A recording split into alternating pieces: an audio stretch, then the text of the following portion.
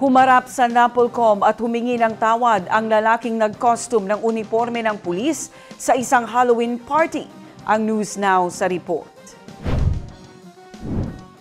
Kinundina ng National Police Commission o NAPOLCOM ang nag-viral na larawan ng isang individual na ginawang costume ang uniforme ng pulis sa isang Halloween party.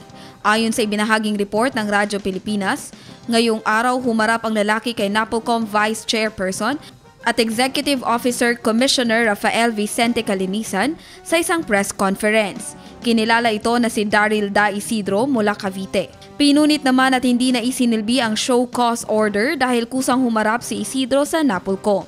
Sa ilalim ng Article 179 of the Revised Penal Code, ang iligal na paggamit ng uniforme o mga insignia ng pulisya, gayon din ang hindi tamang pagsusuot ng uniforme ng hindi pulis ay may katapat na kaparusahan. Jen Garcia, iMinds, Philippines.